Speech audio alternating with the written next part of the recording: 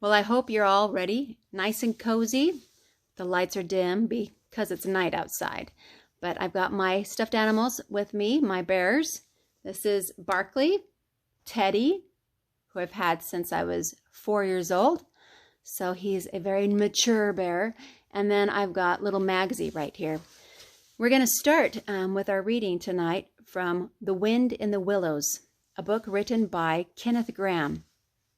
Kenneth Grahame originally told these stories to his small son, who was quite sickly. He was born with a few physical handicaps and a lot of challenges. And so Mr. Grahame made these stories up to try and cheer his little son.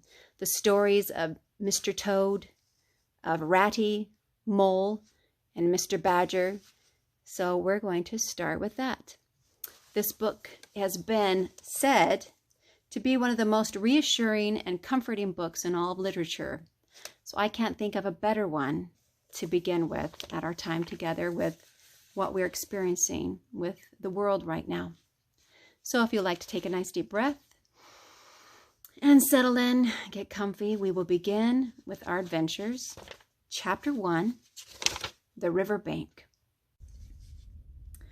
The mole had been working very hard all the morning, spring cleaning his little home.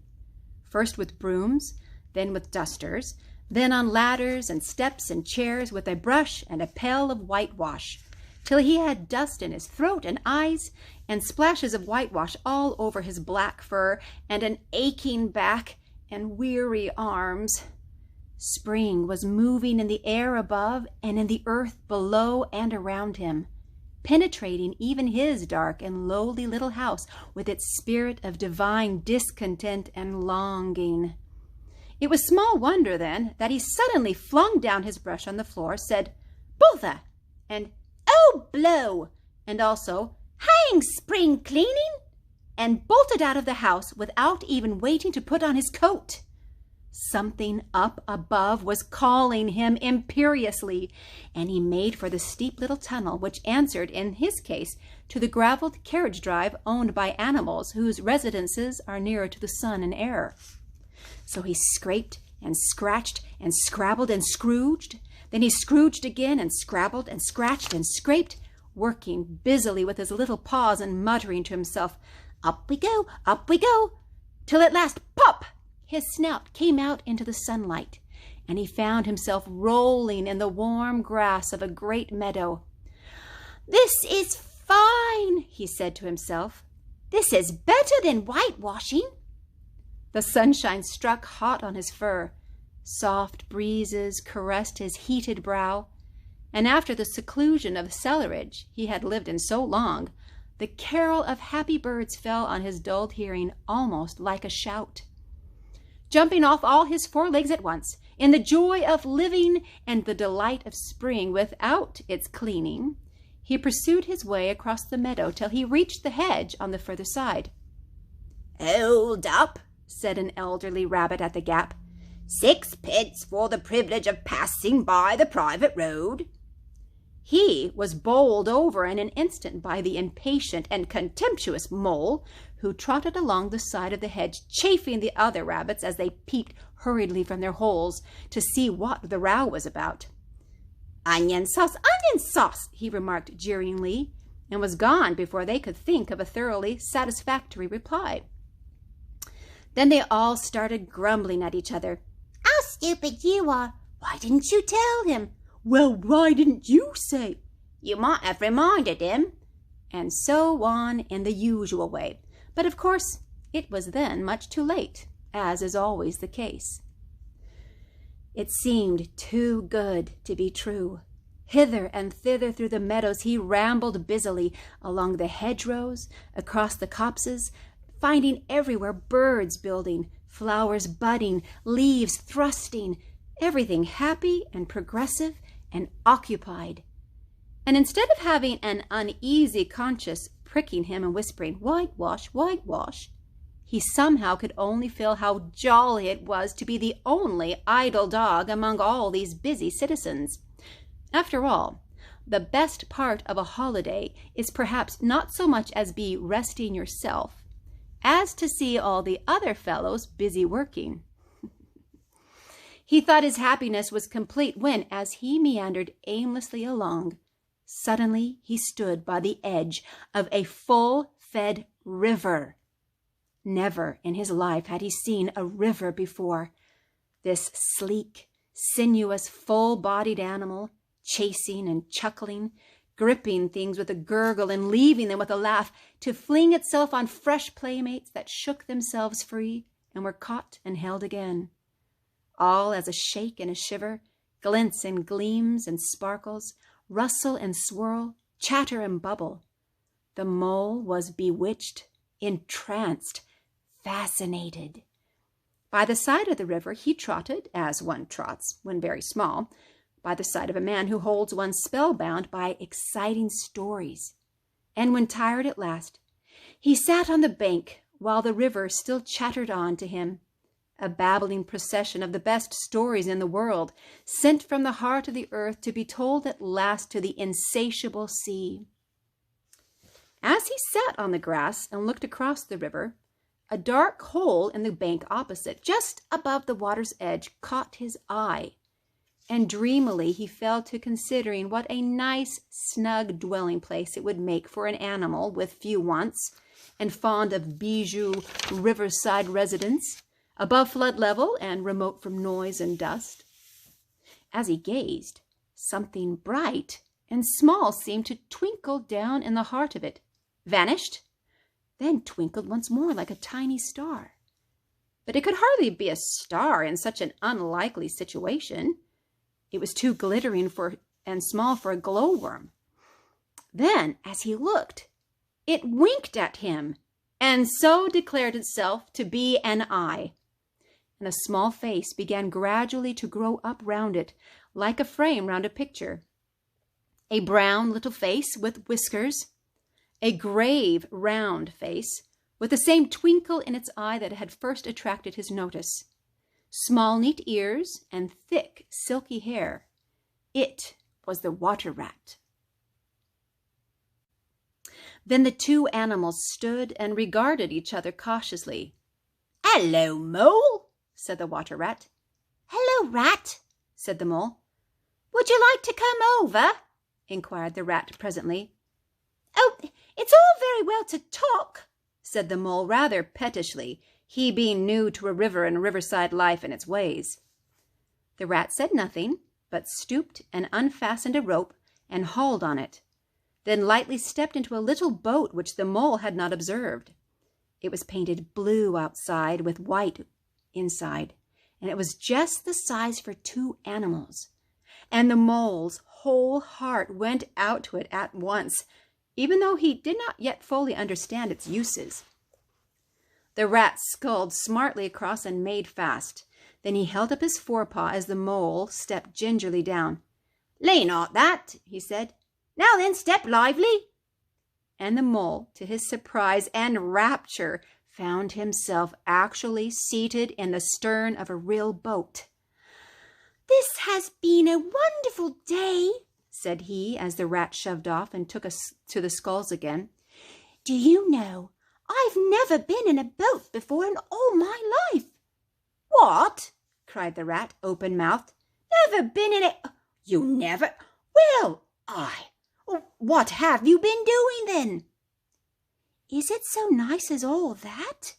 asked the Mole shyly, though he was quite prepared to believe it as he leant back in his seat and surveyed the cushions, the oars, the rowlocks, and all the fascinating fittings, and felt the boat sway lightly under him. "Nice? It's the only thing," said the water rat solemnly as he leant forward for his stroke. "Believe me, my young friend, there is nothing, absolutely nothing, half so much worth doing as simply messing about in boats.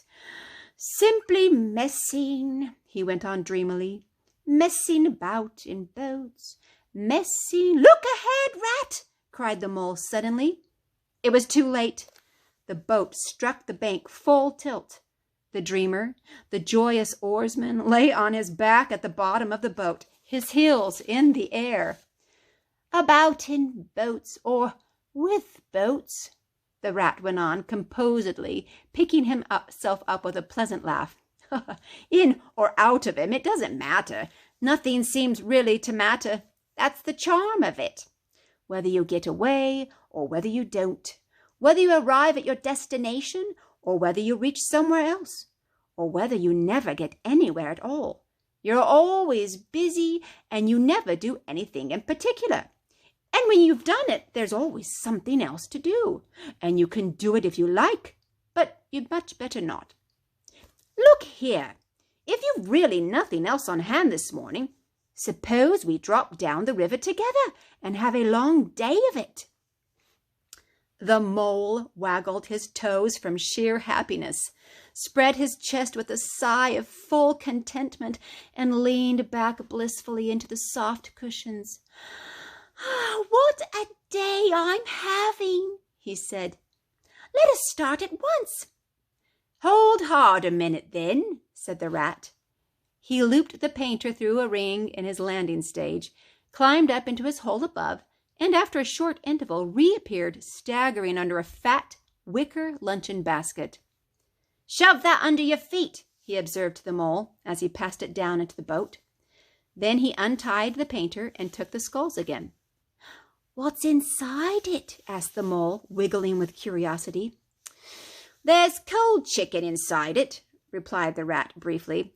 "Cold tongue, cold ham, cold beef, pickled herring, herring salad, French rolls, crescent salad, witch spotted meat, ginger beer, lemon soda, soda water." Oh, stop, cried the mole in ecstasies. "This is too much." "Do you really think so?" inquired the rat seriously. "It's only what I always take on these little excursions, and the other animals are always telling me that I'm a mean beast and cut it very fine." The mole never heard a word he was saying. Absorbed in the new life he was entering upon, intoxicated with the sparkle, the ripple, the scents and the sounds and the sunlight, he trailed a paw in the water and dreamed long, waking dreams. The water rat, like the good little fellow he was, sculled steadily on and forbore to disturb him. "I like your clothes awfully, old chap," he remarked after some half an hour or so had passed. "I'm going to get a black velvet smoking suit myself one day, as soon as I can afford it." "Oh, I beg your pardon," said the mole, pulling himself together with an effort. "You must think me very rude, but all this is so new to me. So this is a river?" "The river," corrected the rat. "And you really live by the river? What a jolly life!" "By it, and with it, and on it, and in it," said the rat. "It's brother and sister to me, and aunts and company, and food and drink, and naturally washing. It's my world, and I don't want any other. What it hasn't got is not worth having, and what it doesn't know is not worth knowing. Lord, the times we've had together! Whether in winter or summer, spring or autumn, it's always got its fun and its excitements. When the floods are on in February, and my cellars and basements are brimming with drink that's no good to me, and the brown water runs by my best bedroom window, or again when it drops away and shows patches of mud that smells like plum cake, and the rushes and weed clog the channels, and I can potter about dry shod over most of the bed of it and find fresh food to eat, and things careless people have dropped out of boats." But isn't it a bit dull at times?" the mole ventured to ask. "Just you and the river, and no one else to pass a word with?" "No one else to... Well, I mustn't be hard on you," said the rat with forbearance. "You're new to it, and of course you don't know. The bank is so crowded nowadays that many people are moving away altogether. Oh, no, it isn't what it used to be at all. Otters, kingfishers, dabchicks, moorhens, all of them about all day long and always wanting you to do something, as if a fellow had no business of his own to attend to." "What lies over there?" asked the mole, waving a paw toward a back background of woodland that darkly framed the water meadows on one side of the river. That? Oh, that's just the wild wood, said the rat shortly. We don't go there very much, we river bankers. Oh, aren't there very nice people in there? Said the mole a trifle nervously. Well, replied the rat, let me see. The squirrels are all right, and the rabbits, some of them, but rabbits are a mixed lot. And then there's Badger, of course. He lives right in the heart of it. Wouldn't live anywhere else either if you paid him to do it. Dear old Badger, nobody interferes with him. They better not, he added significantly. Why? Who should interfere with him? Asked the mole. Well, of course there are others, explained the rat in a hesitating sort of way. Weasels and stoats and foxes and so on. They're all right in a way. I'm very good friends with them. Past the time of day when we meet and all that. But they break out sometimes, there's no denying it, and then, well, you can't really trust them, and that's the fact.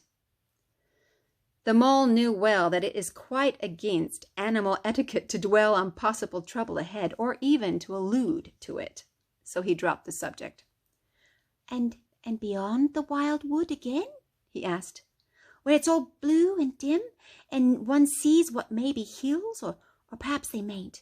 And something like the smoke of towns? Or is it only cloud drift? Beyond the wild wood comes the wide world, said the rat. And that's something that doesn't matter either to you or me. I've never been there, and I'm never going, nor you either, if you've got any sense at all. Don't ever refer to it again, please. Oh, now then, here's our backwater at last, where we're going to lunch. Leaving the main stream, they now passed into what seemed at first sight like a little landlocked lake. Green turf sloped down to either edge.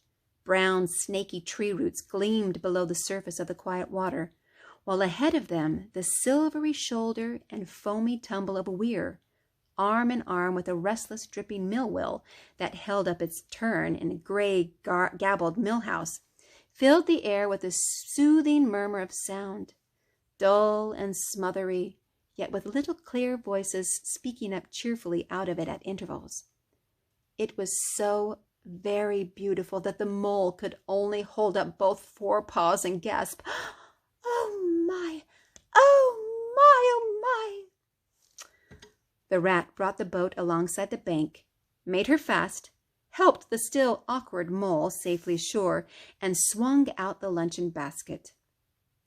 The mole begged as a favor to be allowed to unpack it all by himself, and the rat was very pleased to indulge him, and to sprawl at full length on the grass and rest, while his excited friend shook out the tablecloth and spread it, took out all the mysterious packets one by one, and arranged their contents in due order, still gasping, "Oh my," at each fresh revelation. When all was ready, the rat said, "Now pitch in, old fellow," and the mole was indeed very glad to obey, for he had started his spring cleaning at a very early hour that morning, as people will do, and had not paused for bite or sup, and he had been through a very great deal since that distant time which now seemed so many days ago. "What are you looking at?" said the rat presently, when the edge of their hunger was somewhat dulled, and the mole's eyes were able to wander off the tablecloth a little. I am looking," said the mole, "at a streak of bubbles that I see traveling along the surface of the water. That is the thing that strikes me as funny." "Bubbles? Oh, said the rat, and chirruped cheerily in an inviting sort of way. A broad, glistening muzzle showed itself above the edge of the bank, and the otter hauled himself out and shook the water from his coat. "Greedy beggars," he observed, making for the provender. "Why didn't you invite me, Ratty?" "This was an impromptu affair," explained the rat. "By the way, my friend Mole." "Proud, I'm sure," said the otter, and the two animals were friends forthwith. "Such a rumpus everywhere," continued the otter. "All the world seems out on the river today. I came up this backwater to try and get a moment's peace, and then stumble upon you fellows. Well, at least, I beg pardon. I don't exactly mean that, you know." There was a rustle behind them, proceeding from a hedge wherein last year's leaves still clung thick, and a stripy head with high shoulders behind it peered forth on them. "Come on, old badger," shouted the rat. The badger trotted forward a pace or two, then grunted, "Company," and turned his back and disappeared from view. "That's just the sort of fellow he is," observed the disappointed rat. "Simply hates society. Now we shan't see any more of him today. Well, tell us who's out on the river." "Toad's out for one," replied the otter, "in his brand new wager boat, new togs, new everything." The two animals looked at each other and laughed. "Once it was nothing but sailing," said the rat. "Then he tired of that and took to punting. Nothing would please him but to punt all day and every day, and a nice mess he made of it. Last year it was houseboating, and we all had to go and stay with him in his houseboat and pretend we liked it. He was going to spend the rest of his life in a houseboat. It's all the same whatever he takes up. He gets tired of it and starts on something fresh." "Such a good fella too," remarked the otter reflectively, "but no stability, especially in a boat." From where they sat, they could get a glimpse of the main stream across the island that separated them, and just then a wager boat flashed into view, the rower, a short, stout figure, splashing badly and rolling a good deal, but working his hardest. The rat stood up and hailed him, but Toad, for it was he, shook his head and settled sternly to his work. "He'll be out of the boat in a minute if he rolls like that," said the rat, sitting down again. "Of course he will," chuckled the otter. "Did I ever tell you that good story about Toad and the lock keeper? It happened this way. Toad—" An errant mayfly swerved unsteadily athwart the current in the intoxicated fashion affected by young bloods of mayflies seeing life. A swirl of water and a clop, and the mayfly was visible no more. Neither was the otter. The mole looked down. The voice was still in his ears, but the turf whereon he had sprawled was clearly vacant. Not an otter to be seen, as far as the distant horizon. But again there was a streak of bubbles on the surface of the river. The rat hummed a tune, and the mole recollected that animal etiquette forbade any sort of comment on the sudden disappearance of one's friend at any moment, for any reason or no reason whatever. "Well, well," said the rat, "I suppose we ought to be moving. I wonder which of us had better pack the luncheon basket." He did not speak as if he was frightfully eager for the treat. Oh, please let me," said the mole. So, of course, the rat let him. Packing the basket was not quite such pleasant work as unpacking the basket. It never is. But the mole was bent on enjoying everything. And although just when he had got the basket packed and strapped up tightly, he saw a plate staring up at him from the grass, and when the job had been done again, the rat pointed out a fork, which anybody ought to have seen, and last of all, behold, the mustard pot, which he had been sitting on without knowing it. Still, somehow, the thing got finished at last, without much loss of temper. The afternoon sun was getting low as the rat sculled gently homewards in a dreamy mood, murmuring poetry things over to himself and not paying much attention to Mole. But the mole was very full of lunch and self-satisfaction and pride, and already quite at home in a boat, so he thought, and was getting a bit restless besides. And presently he said, "Ratty, please, I want to row now." The rat shook his head with a smile. "Not yet, my young friend," he said. "Wait till you've had a few lessons. It's not as easy as it looks." The mole was quiet for a minute or two, but he began to feel more and more jealous of Rat, sculling so strongly and so easily along, and his pride began to whisper that he could do it every bit as well. He jumped up and seized the scull so suddenly that the rat, who was gazing out over the water and saying more poetry things to himself, was taken by surprise and fell backward off his seat with his legs in the air for the second time, while the triumphant Mole took his place and grabbed the sculls with entire confidence. "Stop it, you silly ass!" cried the Rat from the bottom of the boat. "You can't do it! You'll have us over!" The Mole flung his sculls back with a flourish and made a great dig at the water. He missed the surface altogether. His legs flew up above his head, and he found himself lying on top of the prostrate Rat. Greatly alarmed, he made a grab at the side of the boat, and the next moment, splush! Over the boat, and he found himself struggling in the river. Oh my, how cold the water was, and oh, how very wet it felt. How it sang in his ears as he went down, down, down. How bright and welcoming the sun looked as he rose to the surface, coughing and spluttering. How black was his despair when he felt himself sinking again. Then a firm paw gripped him by the back of the neck. It was the Rat, and he was evidently laughing. The Mole could feel him laughing right down his arm and through his paws, and so into the Mole's neck. The Rat got hold of a skull and shoved it under the Mole's arm. Then he did the same by the other side of him, and swimming behind, propelled that helpless animal to shore, hauled him out, and set him down on the bank, a squashy, plumpy lump of misery. Then the Rat had rubbed him down a bit and wrung some of the wet out of him and said, "Now then, old fellow, trot up and down the towing path as hard as you can till you're warm and dry again, while I dive for the luncheon basket."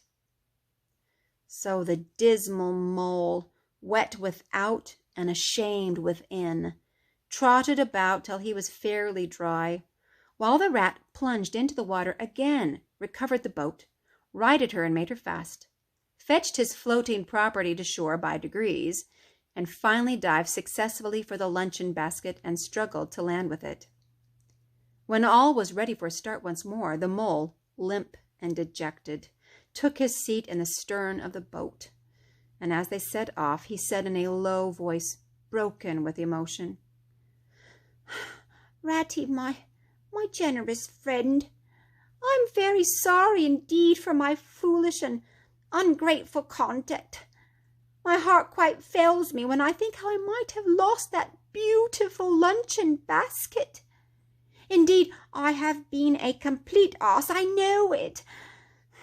Will you overlook it this once and forgive me and let things go on as before?" "That's all right, bless you," responded the Rat cheerily. "What's a little wet to a water rat? I'm more in the water than out of it most days.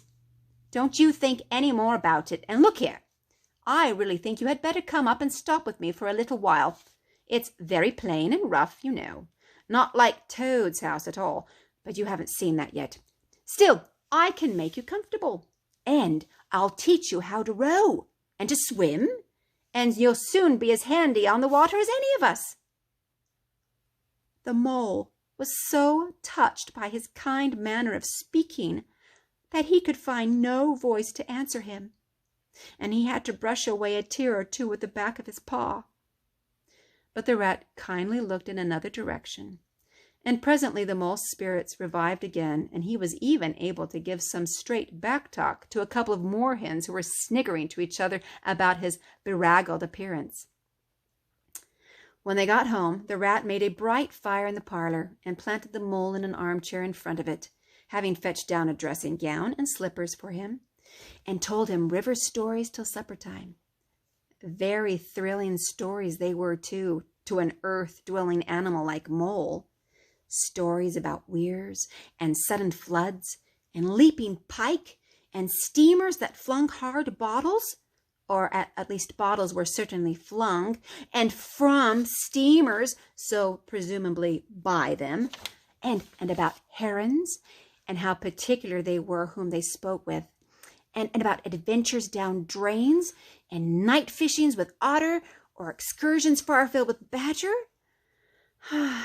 Supper was a most cheerful meal, But very shortly afterwards, a terribly sleepy mole had to be escorted upstairs by his considerate host to the best bedroom, where he soon lay his head on his pillow in great peace and contentment, knowing that his new-found friend, the river, was lapping the sill of his window.